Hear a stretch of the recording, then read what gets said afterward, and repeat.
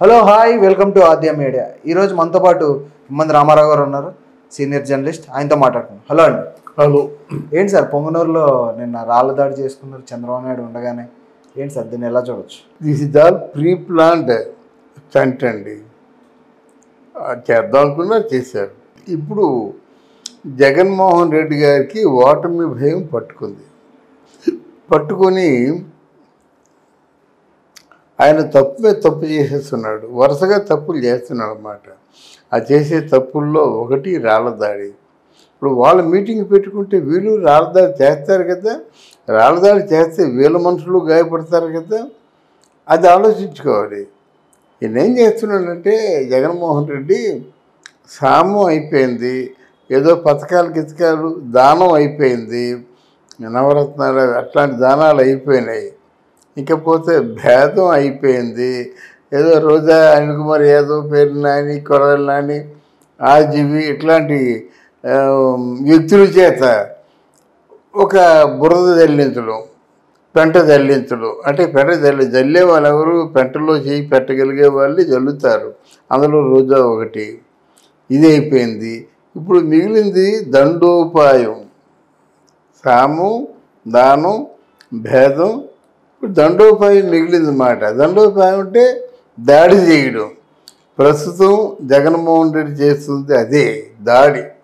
మనుషుల్ని గాయపరచడం, మనుషుల్ని భయభ్రాంతుల్ని చేయడం, మనుషుల్ని ఏంటంటే కంప్లీట్గా నిర్వీర్యం చేయడం. అబ్బాయి ఎందుకులే అనవసరంగా చంద్రబాబు నాయుడు కూటేసినట్టు దెబ్బలు తినేయాలి, కాలేపోద్దు, చెయ్యపోద్దు, తలకాయ లేచిపోద్దు, రకరకాల భయం.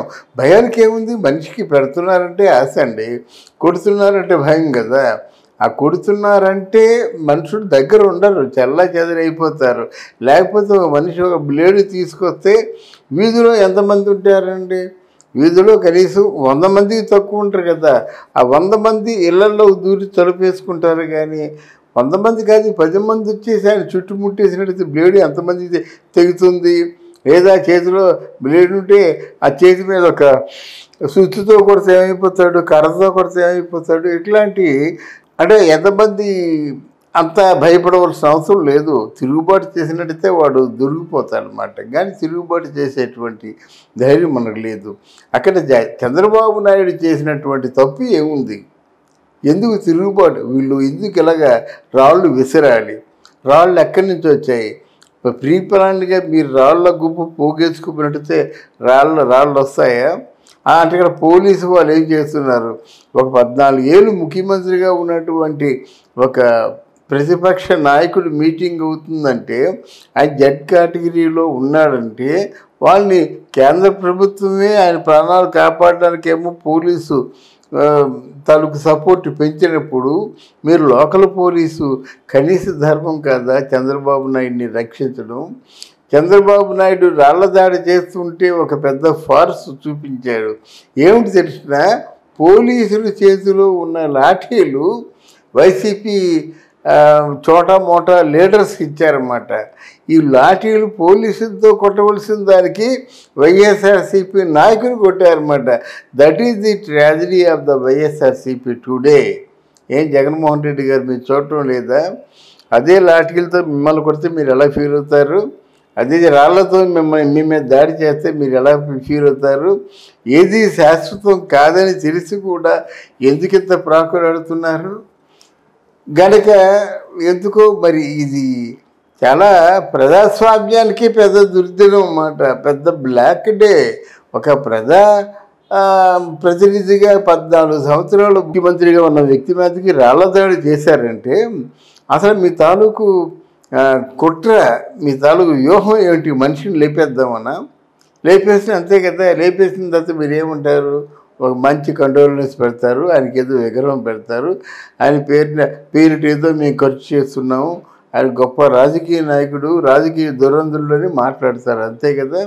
కానీ ఆ ఫ్యామిలీ పోద్దుగా, ఆయన మీద నమ్ముకున్న పార్టీలు పోద్దు కదా, పార్టీ క్రియాశీల సభ్యులందరూ పోతారు కదా. అంత తెగించి అంత కుట్ర మీరు పన్నారు గనక దీనికి భవిష్యత్తులో మూల్యం చెల్లించుకుంటారు. ఎందుకు సార్ కక్షపూరితమైన రాజకీయాలు ఎందుకు వస్తున్నాయి అంటారు? చేతకాకండి. ఇప్పుడు మీరున్నారు, మీరు బలవంతుడు, నేను బలహీనుడిని. మీతో హ్యాండ్ టు హ్యాండ్ కలపలేను. మీ వెనక సపోర్ట్ ఉంది, నా వెనక సపోర్ట్ లేదు. మీరంటే మంచిగా అందరిలోనూ ఒక మంచి భావన ఉంది. మంచివాడు, మీరు చాలా డెవలప్ చేసిన భావన ఉంది. నేనేం డెవలప్ చేయలేదు. అప్పుడు నాకు ఎంత గిల్టీ ఫీలింగ్ ఉంటుంది. వీటన్నిటికీ face to face, word to word, sentence to sentence మాట్లాడడానికి నాకు తీరుబాటు లేదు. అప్పుడు నేనేం చేస్తాను, మీరు మీ వర్గాన్ని సాధ్యమైనంత వరకు సాగొట్టే ప్రయత్నం చేస్తాను. రాళ్ళు ఇసులో ఇంకేదో భాష ప్రయోగించో ఏదో విధంగా మిమ్మల్ని భయప్రాంతుల్ని చేసి మీ వాళ్ళనేమో గాయపరుస్తారు అన్నమాట. అందుకే గాయపరిచినట్టయితే ఈ తెలుగుదేశం పార్టీలో ఆ యువత అంతా కొంచెం వెనక్కి వెళ్తుంది. అంటే తెలుగుదేశం పార్టీలో సారథులు ఎవరున్నారో వాళ్ళ ఇళ్లలో చెప్తారు అన్నమాట. నాయన ఎంతవరకు పార్టీలో ఉన్నది చాలు, ఇక మీద మరి మీ ఇంట్లో ఉండండి, మీకు ఏమైనా అయినడితే మేము అన్యాయం అయిపోతాం, ఎవడు మిమ్మల్ని ఆదుకోడు అని చెప్తారు కదా. అదే కావాలి. పార్టీ బలం లేకుండా చేయడం ఆయన కావాలి. బలం లేకుండా చేస్తే ఆయన గెలిచేస్తారు కదా. ఇప్పుడు వాళ్ళతో సమానంగా వీళ్ళు కూడా ఊళ్ళలో తిరిగి ప్రజలనేమో చైతన్యవంతులు చేసి మోటివేట్ చేసి ఓటేమో తెలుగుదేశానికి వేయించుకున్నట్టయితే అప్పుడు ఆల్రెడీ వ్యతిరేకత ఉన్నటువంటి ఈ పార్టీ ఓడిపోతుంది కదా. వాళ్ళు ఓడిపోతామని తెలిసే ఈ విధంగా ప్రయత్నాలు చేస్తున్నారు అన్నమాట. ఈ పోలీస్ వ్యవస్థ కూడా రాళ్ళదాడి చేశారు సార్. అవును. అది మామూలుగా ప్రజల కోసం పనిచేస్తున్నారా, పార్టీల గురించి పనిచేస్తున్నారు? పార్టీ కోసమే. ఎవరి పార్టీలో ఉంటే వాళ్ళ కోసం పనిచేస్తారు. వాళ్ళ ఇంటి దాన్ని ఏమంటారు, బాండెడ్ లేబర్ అంటారు చూసారా. ఆ మాట అనకూడదు, కానీ పోలీసులు వెట్టి చాకరీ చేస్తున్నారు ప్రభుత్వానికి. ఆ విషయం అందరూ అనుకుంటున్నారు. దేశం సిగ్గుపడుతుంది ఆంధ్రదేశంలో ఉన్న పోలీసులను చూసి. అంటే పోలీసులకి తరసమ్మ తేడా ఉండకూడదు. కేవలం లా అండ్ ఆర్డర్స్ని రక్షించడమే కావాలి. ఇప్పుడు రక్షించలేకపోతున్నారు కనుక పరిరక్షించే పోలీసు వాళ్ళు రావాలి. నిజమైన హీరో రావాలి, police hero like DT Nayak ఇట్లాంటి వాళ్ళు వస్తే అప్పుడు వాళ్ళకి ఏదో సరైన జ్ఞానోదయం అవుతుంది. పైన ఉన్న నాయకులు ప్రెజర్ వల్లే పోలీస్ వ్యవస్థ ఇలా పనిచేస్తున్నారు. అంతేనండి. అంతే. డీజీపీకి ఆయన ఆర్డర్ చేస్తాడు. మాకు కర్మ కాలిపోయి ఆంధ్రదేశానికేమో హోమ్ లేదు కదా. హోమ్ డిపార్ట్మెంట్ కూడా శ్రీవారి చేతుల్లోనే ఉంది. శ్రీవారు ఏం చెప్తే హోమ్ అది చేయాలి. శ్రీవారు చెప్తారు పలానా చోటకి వెళ్ళి పలానా వాళ్ళని కొట్టేయంటే కొట్టేస్తారు, పలానా వాళ్ళని లేపేంటే లేపేస్తారు. అంటే గుండాయిజం కూడా చేస్తారు.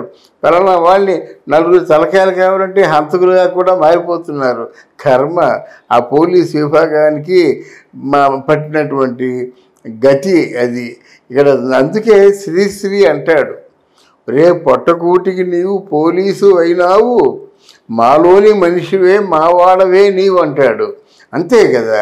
ఏదో పొట్టకూటి కోసం నువ్వు పోలీసు అయ్యావు, కానీ మాలోని మనిషివి, మావాడివి నువ్వు అని శ్రీశ్రీ అంటాడు. అది ఒకసారి గుర్తు చేస్తున్నాను ఈ పోలీసు విభాగాలకి. ఎందుకంటే వాళ్ళు వేరు మనం వేరు కాదు. వాళ్ళు మనుషులే, మనం మనుషులమే. మన మీద కొంచెం భయస్థుల మీద కొంచెం అందరూ ధైర్యవంతులు ఉంటారు కదండి. ధైర్యవంతులు ఉంటే పోలీసు విభాగానికి విలువే ఉంది. అందరూ ఎవరి సమస్యను వారు పరిష్కారం చేసుకుంటే, ఎవరికి అన్యాయం జరిగితే వాళ్ళు న్యాయం చేసుకోగలిగితే పోలీసులతో మన పనే ఉంది. పోలీస్ స్టేషన్కి ఎందుకు వెళ్తాం? ఎవరైనా ఏదైనా మనకు అన్యాయం చేసినట్టు వాళ్ళకి పీకి మరీ మనం న్యాయం చేసుకుంటాం. అది లేకే కదా. అంటే బలహీనులైన, అజ్ఞానులైన, కొంచెం నిర్వీర్యులైన మనుషు జాతిని కాపాడడం కోసమే పోలీస్ వర్గాలు ఉన్నాయి. ఆ పోలీస్ వర్గాలు ఇలాగా సంకరం అయిపోతే, వాళ్ళు లాఠీలు అందించి రాళ్ళు అందిస్తుంటే రేపటి తరానికి ఏ మెసేజ్ ఇస్తున్నారో వాళ్ళే ఆలోచించుకోమని చెప్పండి. ఏది ఏమైనప్పుడు కూడా జగన్మోహన్ రెడ్డి ఈరోజు చేసినటువంటి ఒక దుష్ట కార్యక్రమాలు, ఈ కుట్రలు, ఈ రాళ్ల దాడి, ఈ లాఠీలతో దాడి, ఇవన్నిటికి కూడా భవిష్యత్తులో సమాధానం చెప్పుకోవాల్సి వస్తుంది.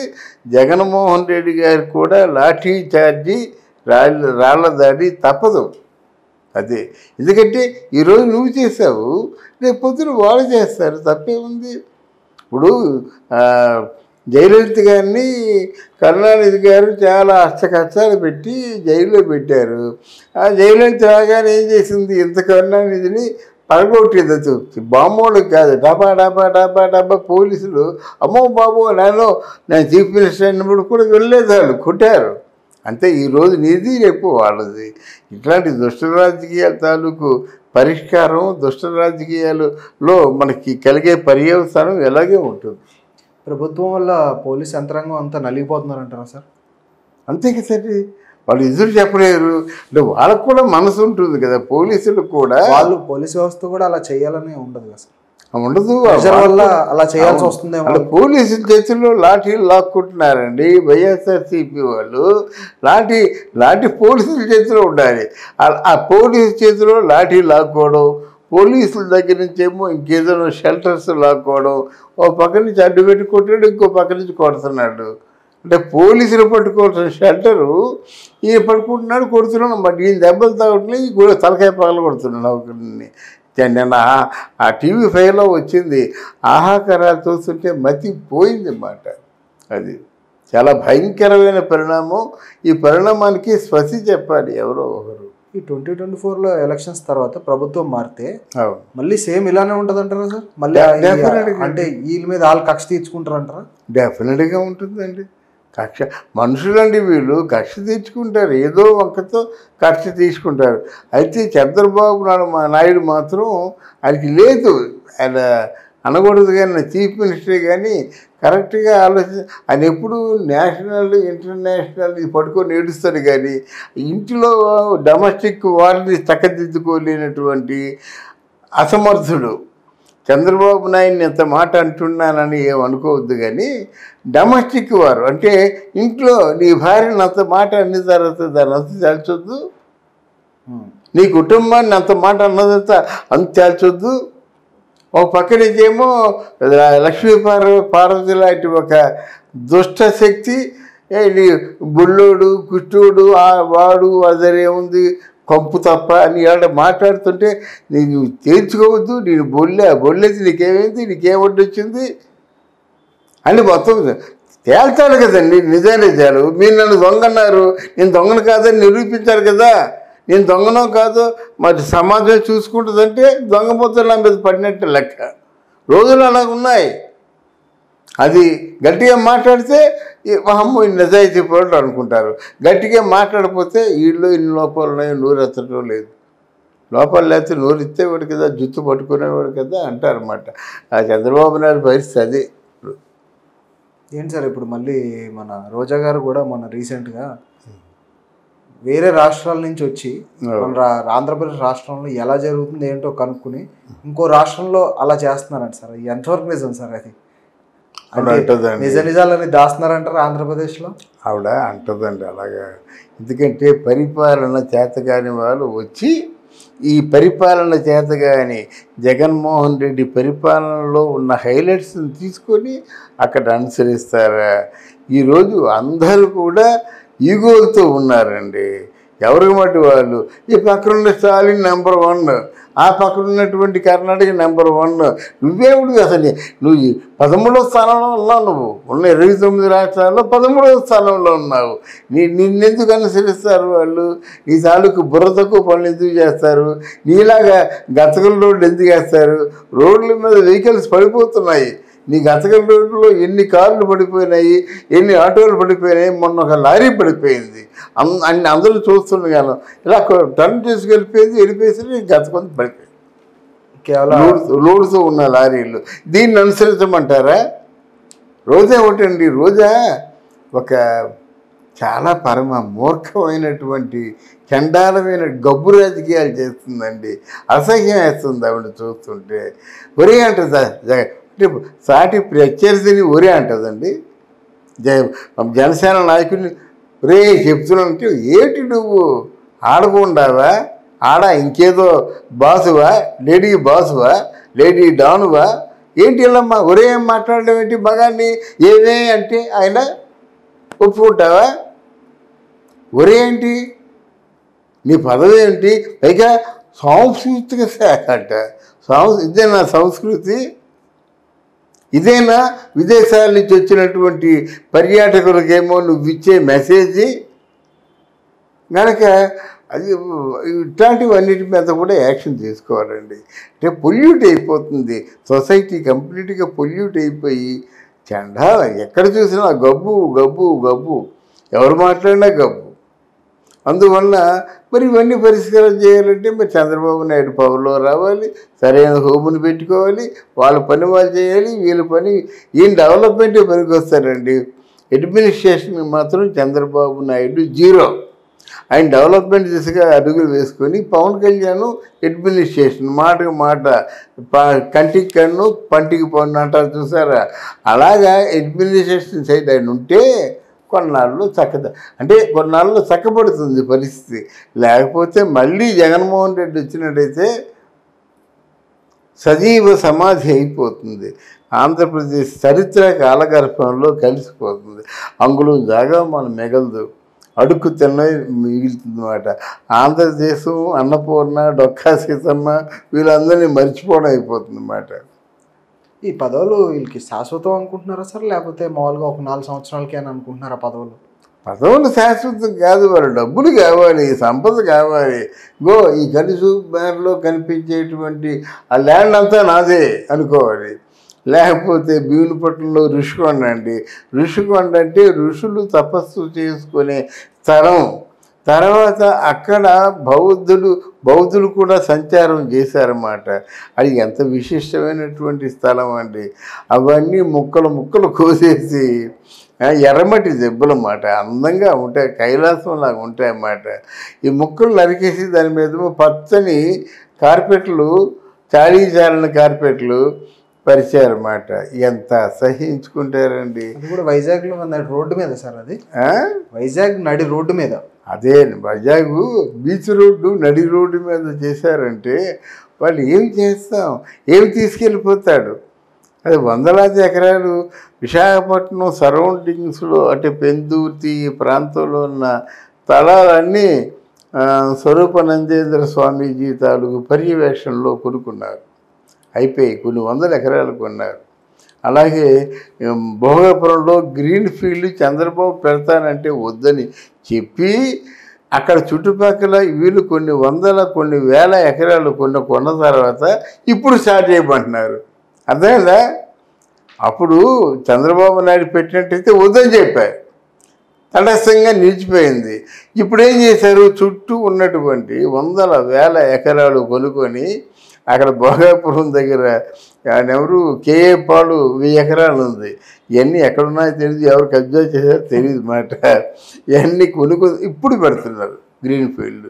అంటే గ్రీన్ ఫీల్డ్ పెడితే 1 ఎకరం 5 కోట్లు 10 కోట్లు కూడా ఉంది ఆ ల్యాండ్. ఆ 10 కోట్లు అంటే వాడికి ఎంత, 100 ఎకరాలు ఉన్నోడికి 10 కోట్లు ఎకరం చొప్పున ఎంత ఉంటుంది? 1000 కోట్లు ఇచ్చేయటం లేదు నీకు. 1000 కోట్లు అంటే నీ తరతరాలు ఎంత హ్యాపీగా ఉంటారు. అది వాళ్ళ పరిపాలన ఎలాగే ఉంటుంది. ఇదంతా శాశ్వతం అనుకుంటున్నారు. ఇదంతా శాశ్వతం కాదురా అని వైపేరెడ్డి పెట్టుకున్నారు వైఎస్ఆర్ గారు.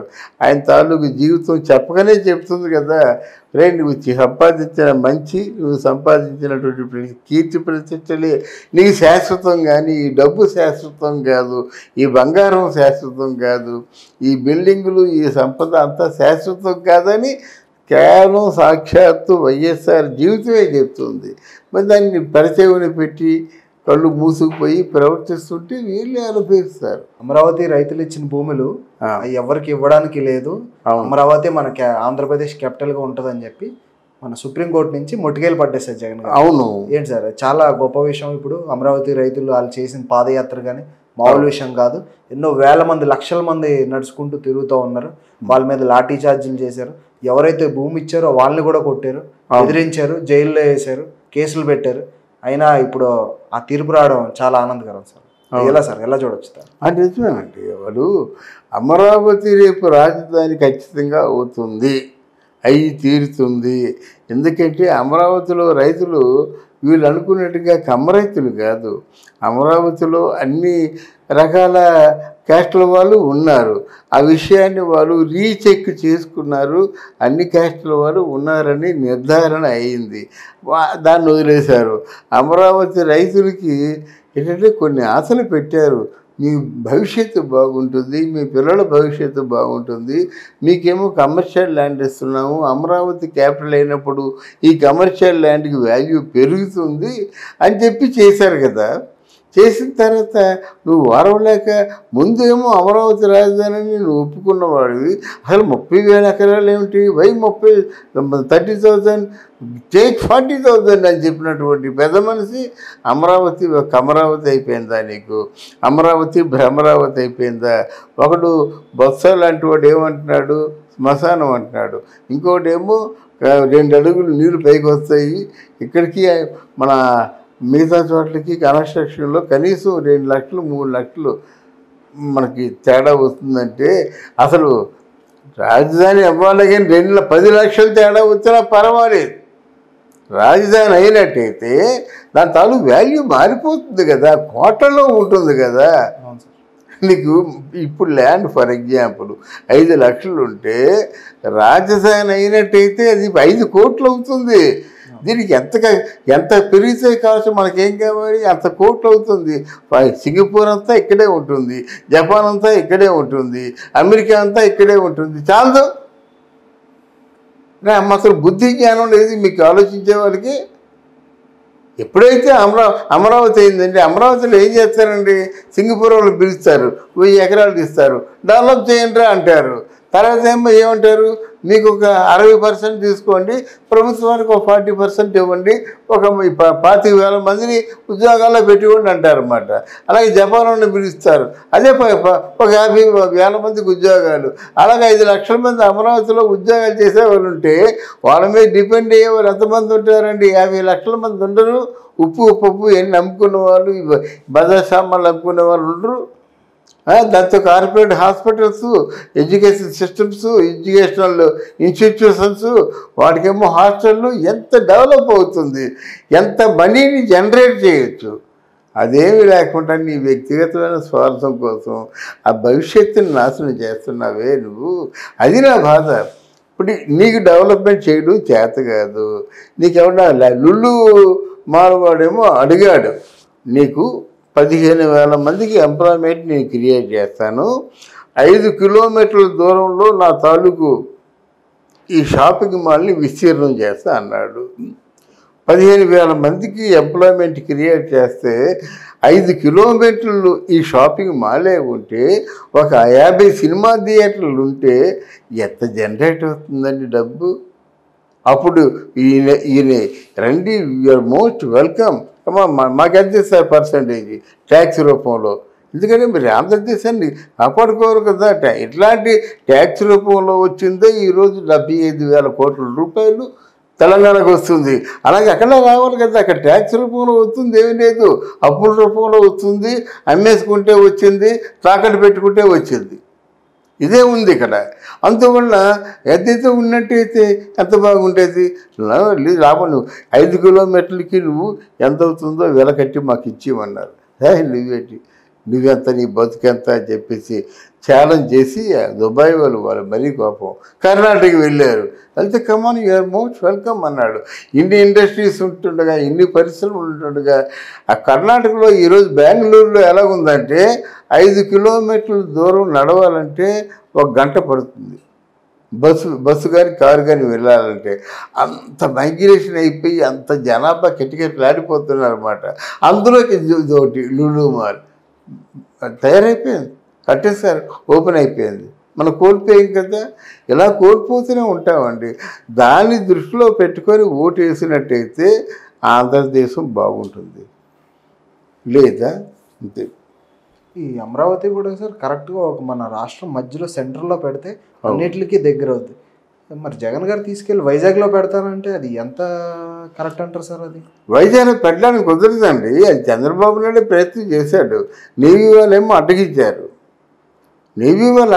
ఎందుకంటే ఇక్కడ రాజధాని పెట్టినట్టయితే ఏ క్షణంలోనైనా మన శత్రువులు వచ్చి మన మీద బాంబు దాడి చేసే అవకాశం ఉంది. దానివల్ల నగరానికే నష్టం. ఇప్పుడు మిగతా చోట్లలాగా కాదు. ఇప్పుడు హైదరాబాద్ ఏంటంటే హైదరాబాద్లో కొండల ఏరియా, గుట్టలు, రాళ్ళు, కొండలు. జనరల్గా మీకు ఇక్కడ బాంబుల దాడికి అవకాశం వీలుగా ఉండదు. అది అలా ఫ్లాట్గా ఉంటుంది. ఏది మన విశాఖపట్నంతో ఫ్లాట్గా ఉంటుంది. పైకి ఎన్నో బాంబు దాడి చేస్తే మొత్తం స్ప్రెడ్ అయిపోతుంది అన్నమాట, స్మాష్. అందువలన అక్కడ వద్దని అప్పుడు చంద్రబాబు నాయుడు ముందు ప్రయత్నం చేశాడు విశాఖపట్నంలోనే వద్దామని, కానీ కుదరలేదు. ఈయనంటే కేవలం ఈయన ఆస్తులు డెవలప్ చేసుకోవడం కోసం విశాఖపట్నంలో ఉంచుతాడు, కానీ అది కుదరదు. ఒకవేళ చంద్రబాబు నాయుడు వచ్చినట్టు తప్పకుండా అమరావతిలోనే ఉండాలి. అది ఏంటి సార్ ఇప్పుడు వైజాగ్లో అన్ని వేల ఎకరాలు ఉంటాయంటారా రాజధానికి అడ్డానికి? రాజధానికి అడ్డానికి డబ్బులు ఎక్కడే అండి, రెడీమేడ్ బిల్డింగ్స్లో ఉంటారు వీళ్ళు.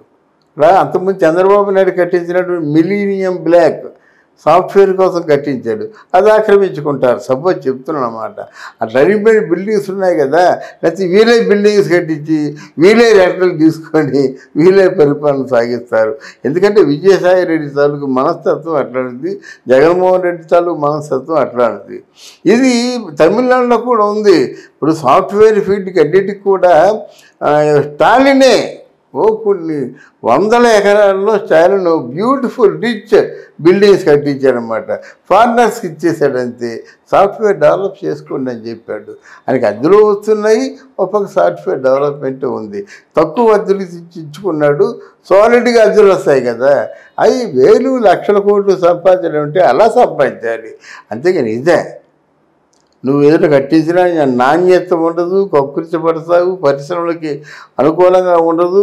అందువల్ల నీకు ఉన్నటువంటి ఆలోచన ఏమిటో అది మీ వైఎస్ఆర్సీపీ వాళ్ళకే నచ్చుతుంది, కానీ మిగతా వాళ్ళకి ఎవరికి నచ్చదు. నువ్వేమంటున్నావు, దీపం ఉండగానే ఇల్లు చక్కబెట్టుకోండి అన్నావు. అందువల్ల మీ వైఎస్ఆర్సీపీ వాళ్ళందరూ కూడా దీపం ఉండగానే ఇల్లు బాగా చక్కబెట్టుకున్నారు. చంద్రబాబు అలా అనడు, తాను తక్కువ తింటాడు, మిగతా వాళ్ళు కూడా ఇంకా తక్కువ తినమంటాడు. తినమని చెప్పడు, కానీ తను తక్కువ తింటాడు. మిగతా వాళ్ళు ఏదో మీ బుక్స్ కోసం మీరు ఆధారపడండి, కానీ పూర్తిగా అవినీతిమయం అయిపోతూ చెప్తారు కనుక కొంతవరకు పనులు జరుగుతాయి. జగన్ గారు ప్రభుత్వం రాగానే అంబులెన్స్లు రిలీజ్ చేశారు. సార్ ఇప్పుడు అంబులెన్స్లు ఎక్కడ కనిపించట్లేదు. తీశారు కదండి, కరోనా టైంలో కూడా ఎక్కడ కనిపించలేదు. లేదు తీశారు కదా. ఇప్పుడు ఆరోగ్యశ్రీ సర్వీసులు రిస్ట్రిక్ట్ చేశారు. ఇప్పుడు పెద్ద పెద్ద ఆపరేషన్లు 3 లక్షలు 4 లక్షలు 5 లక్షలు లేదు, యాక్సెప్టేట్ లేదు. చిన్న చిన్న పేదవాళ్ళకి వైద్యం అంటే ఇప్పుడు ఏం చేశారంటే జిల్లాల్లోనూ దగ్గర ప్రాథమిక ఆరోగ్య కేంద్రాలు పెట్టారు. మంచి ప్రశ్న వేశావు. జిల్లాకి కూడా ప్రాథమిక ఆరోగ్య కేంద్రాలు పెట్టి ఏం చేస్తున్నారంటే అందులో హాస్పిటల్లో వాడు రెసిడెంట్ డాక్టర్ ఉంటాడు, మందులు ఉండవు. రాగానే వాడు చెక్ చేసి మందులు రాసిస్తాడు. ఆ మందులు దొరకవు, ట్రీట్మెంట్ జరగదు. మొత్తానికేమో ప్రాథమిక ఆరోగ్య కేంద్రాలు మాత్రం ఈ పేరు చెప్పుకొని అన్ని చోట్ల ఉన్నాయి. ప్రైవేట్ హాస్పిటల్లో మన ఆరోగ్యశ్రీ కూడా ఇప్పుడు తీసుకోవట్లేదు సార్. ఆంధ్ర ఆరోగ్యశ్రీ అసలు తీసుకోవట్లేదు. అవును, చాలా బకాయిలు కట్టాలని అంటున్నారు. అవునవును. ఇది ఎప్పటి వరకు ఏంటి సార్ ఇలాగ? మరి బకాయిలు కట్టరు. ఇది పెద్ద స్కామ్ అండి, దీని గురించి సెపరేట్గా చెప్పుకోవాలన్నమాట. అసలు చిన్న చిన్న వాళ్ళ తాలూకు ఫ్రెండ్స్ అందరి చేత కూడా హాస్పిటల్స్ నుంచి అటు ఆరోగ్యశ్రీ కోసం సబ్మిట్ చేయించి శాంక్షన్ చేసింది. ఎందుకంటే వాళ్ళకు వచ్చే సంపదలో వీళ్ళకి ఒక 30% 40% ఉంటుంది. వాళ్ళకి సంవత్సరానికి ఒక 50 కోట్లు అనుకోండి, 50 కోట్లలో వీళ్ళకి ఒక 20 కోట్లు ఉంటుందన్నమాట. అదొక పెద్ద స్కామ్. అది రాజశేఖర రెడ్డి గారు పెట్టినప్పుడే అది చాలామంది ఆరోగ్యశ్రీ వల్ల బాగుపడ్డామని దండం పెట్టుకున్నారు, కానీ దాన్ని వెనుకున్నటువంటి స్కామ్ అట్లాంటిది అన్నమాట. అయితే ఆరోగ్యశ్రీ ఎప్పుడైతే ఉందో మిగతా వాటికి మనం చోటు ఇవ్వం. మన ఇంట్లో ఎవరో ఉన్నారు, వారికి బైపాస్ సర్జరీ జరిగింది, ఇంటికి వచ్చింది, దేవుడురా బాబు అంటున్నాం కదా. తర్వాత దాని వెనక ఎన్ని కుట్రలు ఉన్నాయో అది బయట పెట్టరు. ఎందుకంటే సహజంగా వాళ్ళు ప్రాణాలు దక్కాయి, ఆ మహానుభావుడు ఆరోగ్యశ్రీ పెట్టబట్టి అంటన్నమాట. అందువల్ల కొనసాగుతుందేమో అని ఆశపడ్డాం. ఆ కొనసాగడానికి డబ్బులు ఎక్కడికి లేవు కదా. ప్రజలందరూ కనీసం ఆరోగ్యశ్రీ లేకపోతే పథకాలు ఇచ్చి ఎందుకని అంటున్నారు సార్. దానికి పథకాలు అందరికి ఇవ్వటం లేదండి. పథకాలు వారికి అందుబాటులో ఉన్న వాళ్ళకి ఇస్తున్నారు. పథకాలు అందరికీ ఎలాగిస్తారు మీకు? ఎందుకంటే 5 కోట్ల జనాభా ఉందండి, 2 కోట్ల మందికి పథకాలకు అర్హులు అనుకోండి. అందరికీ ఇవ్వరు కదా. కనీసం 2 కోట్ల మంది అంటే తక్కువ అండి. 2 కోట్ల మందికి అంటే ఎంత అండి? 2 కోట్ల మందికి కనీసం ₹1,00,000 చొప్పున పుట్టిన 2 కోట్ల లక్షలు చూసుకోండి. 2 కోట్ల లక్షలు అంటే ఎక్కడ తక్కువ. అందువలన అది జరగదు. అంటే మనం బ్లైండ్గా ఆలోచించండి. అందరికీ యాక్చువల్గా 5 కోట్ల మందిలో 2 కోట్ల మంది అర్హులైతే వారందరికీ 2 కోట్ల మందికి అంటే లక్ష చెప్పిన లక్షన్నర అంటున్నారు వాళ్ళు. లక్ష రూపాయలు చెప్పిన చేరువైనప్పుడు కూడా అది మనకు అందుబాటులో ఉండదు. ఏమో ఇప్పుడు ఎక్కడ కంపెనీలు కానీ ఏమీ రాలేదు సార్. కనీసం డెవలప్మెంట్ ఏమి అవ్వలేదు. కనీసం ఒక ట్యాక్స్ పరంగా కూడా గవర్నమెంట్కి ఏమీ ₹1 రావట్లేదు. ఈ పథకాలు ఇంకెలా సాగుతారంటారు సార్? సాగించరండి, మారుస్తారండి. ఇప్పుడు ఇంకా రేపు నోటిఫికేషన్ వస్తుంది నవంబర్లో. వచ్చిన తర్వాత పరిపాలన మీద దృష్టి అనేది కాదు, ప్రజల్ని తమ వైపు తిప్పుకోవడంలోనే ఆసక్తి చూపిస్తారు. ఈ వాలంటీర్లందరూ కూడా పార్టీ కార్యకర్తలు అవుతారు, పార్టీ పనులే చేస్తారన్నమాట. వాళ్ళు యాక్చువల్గా పార్టీ పనులు చేయకూడదు, కానీ పార్టీ పనుల కోసమే కేటాయించుకోవడం కోసం అది చేశారన్నమాట. మరి అదే జరుగుతుంది, అస్తవ్యస్తం అయిపోతుంది బాబు. వైఎస్ఆర్ పరిపాలనలో జగన్మోహన్ రెడ్డి ఆంధ్రదేశాన్ని ఎంత పతనం చేయడు అంత పతనం చేశాడు. ఎంతకంటే అందుకే ఈయన ఏమంటారంటే దగ్గుబాయ్ అంటారు, లేదా దాన్ని ఏమంటారు తొగ్గులక్ పనులు. తొగ్గులక్ ఇంకా చాలా మేధావి. ఆ తొగ్గులక్ పనులు చేస్తున్నాడు. ఆంధ్రప్రదేశ్ తాలూకు జనాభా బలైపోతున్నారు. Thank you sir. Thank you అమ్మా, థ్యాంక్ యూ. చాలా మంచి ప్రశ్నలు అడిగారు, మంచి సమాధానం రాబట్టారు. Thank you.